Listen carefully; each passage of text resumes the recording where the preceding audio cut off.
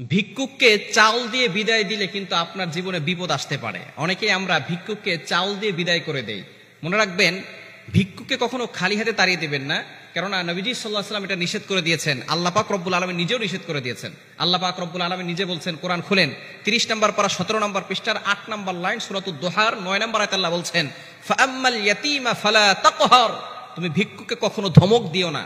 যারা সাহেল, যারা ভিক্ষুক, তাদেরকে কখনো ধমক দেওয়া যাবে না। ও আম্মা সাইলা ফালা তানহার, আল্লাহ পাক রব্বুল আলামিন ভিক্ষুককে ধমক দিতে নিষেধ করে দিয়েছেন। এজন্য আমাদেরকে সব সময় এ বিষয়ে খেয়াল রাখতে হবে। ফাআম্মাল ইয়াতীমা ফালা তাকহার ওয়া আম্মা সাইলা ফালা তানহার, আল্লাহ পাক রব্বুল আলামিন এতিম, অসহায়, মিসকিন, গরীব যারা আছে তাদেরকে তাড়িয়ে দিতে নিষেধ করেছেন। তবে দুঃখজনক হলেও সত্য, আমরা অনেকে তাড়িয়ে দেই না, তবে অনেকে আমরা চাউল দেই। ভিক্ষুক যারা আছে তাদেরকে চাউল দেয়। আবার অনেক সময় যাকাতের সময় আসলে যারা গরিব মানুষ তাদেরকে লুঙ্গি দেয়, কেউ শাড়ি দেয়। খবরদার, এই ধরনের ভুল কখনো করবেন না।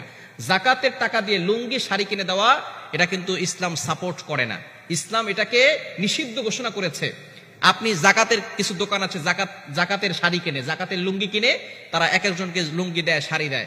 এখন আপনার তাকে দিচ্ছেন 300 টাকা দিয়ে একটা শাড়ি, কিন্তু তখন শাড়ি তার কাছে হতে হতে এত হয়ে গেছে যে এখন এত শাড়িতে সে কি করবে, শাড়িগুলো সে বিক্রি করতে যায়।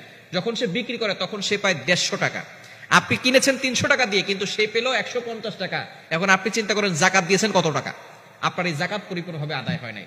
এজন্য লুঙ্গি, শাড়ি দিয়ে জাকাত দিবেন না। তার প্রয়োজন হচ্ছে টাকা,